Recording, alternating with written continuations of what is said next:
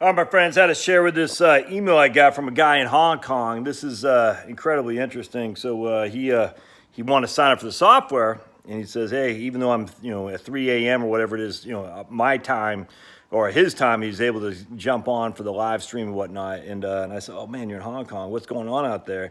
And he says, "Josh, I wouldn't." And I said, "Are you scared, man? Is stuff happening? What's going on?" He goes, "I wouldn't classify as scared unless I were to actually go down to the protest areas.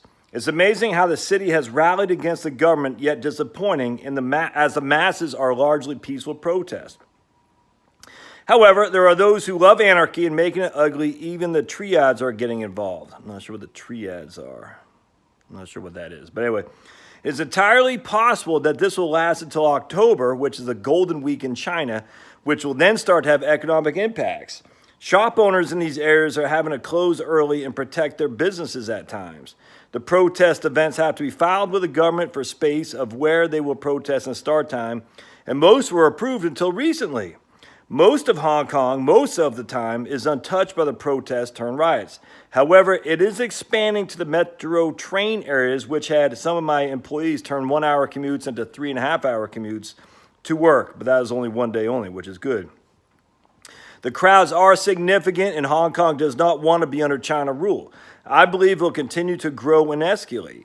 What is worrisome is that China has started to move military closer to Hong Kong, and they are advertising their new water cannons for crowds. I guess that means they may be running low on tear gas. This could be one of those seminal events in the history of humanity, of freedom.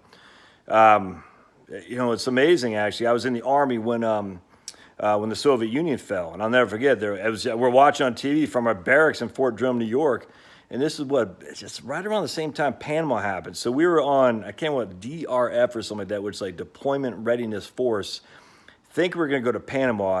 I mean, I can't remember if it was exact. It was right around that same time because we're in these old barracks, these World War II barracks at Fort Drum, and we're there for about a year. So it was right around the same time. And then we moved to the new barracks, and by then it was over. And when Panama was happening, it was crazy because we were literally on the buses going to the airport to go down there and whatever. And then we got pulled back instead. The 82nd Airborne went instead. And for young soldiers, you're pissed. You're like, oh man, you don't want some action. I mean, whatever. It's just you don't know. Long story short, but I remember they said I can't remember if they kept us on DRF or whatever. I just remember we were on alert because of what was going on in the Soviet Union. I don't remember why. Look, I was a freaking private E1. No one told me nothing other than, stay alert.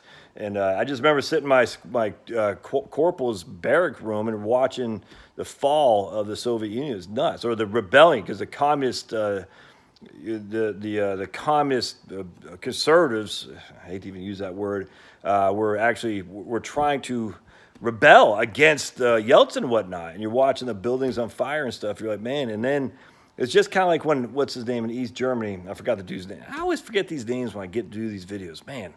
If you would have asked me a minute ago, I would remember the East German guy's name. Honecker, that's his name, Honecker. When he allowed the fence to, basically East Germans to go into West Germany, that was the beginning of the end. And it's amazing because since 1917 the Red Bear was a menace across Europe, and I mean you think about it in Berlin, just how you're looking at this huge vast section of Europe and Russia, Eurasia, and it's red, and it's just this tiny little few countries that are not red. It's just amazing how close communism was to taking over Europe. And then you have the Red Faction Brigades, or the Red Brigade, whatever they're called in France. And then you get the communists took over in Spain, I think. I can't remember. But anyway, it's just nuts to think how close the communists took over. And just like that, freedom reigned. And just like that, they're gone. Now, I mean, look, there's still fascists and Putin. I mean, communism and fascism is the same thing. It's all there is to it. Communism, the means of production is owned by the government, which is why fascism actually as an economic will always outbeat communism, because communism, the means of production are by the government. Fascism, the government supersedes everything, but they allow big business to run the means of production. Big business, even if there's barriers of entry, even with monopolistic rules, they are still more efficient than some freaking government apparatchik commissar, because they don't know what the hell they're doing. At least the big business. I mean, just look, man, it's not even worth debating this. But anyway, so it's interesting. So you're seeing there how fast the communists just fell, just like that.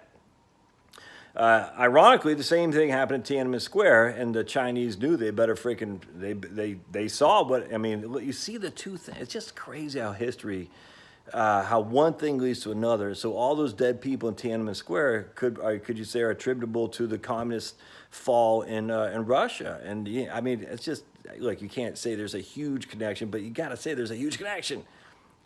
It's crazy. And so what we're seeing here, I mean. One of two things is going to happen. Either this is going to just burn out like what happened in Iran, but Iran's doomed. I mean, there's no other way around. Iran won't last. It's just, it can't last. Other than Obama giving them billions of dollars of cash in the middle of the night on pallets, that was evil. Without question, that was evil. I don't know what the hell that was about. That was just weird. Other than Iran would be gone. I mean, when the Green Revolution took over Iran, if we had a leader who believed in freedom, they would be gone. That does not mean we take our guns into Iran. It just means we support him. Obama did not. It just did. In fact, he supported the regime. It's weird, man.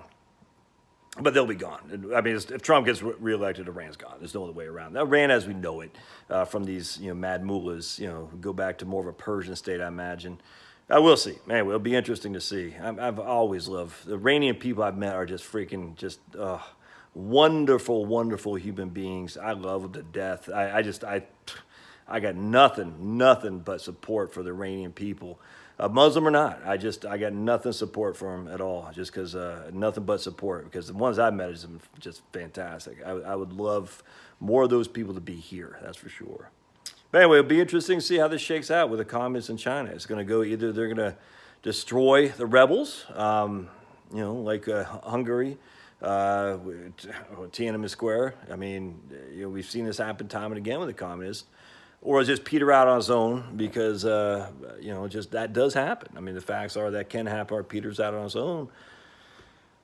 Or I guess one of three things. It just peters out on its own. That does happen. I mean, the government has more staying power. I mean, basically, Hong Kong could be in siege. I mean, it's still this tiny little place. Peter out on its own. It could be, just destroy the rebels and be done with it, just like Hungary. I think they did that in Poland.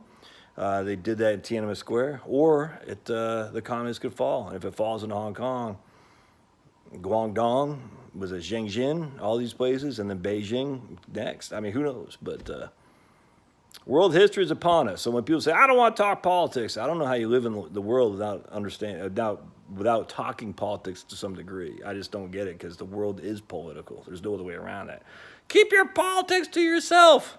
Nah, man, that's ignoramus stuff. I'm not that. I'm interested. I'm curious, and you should be too. All right, we'll see you.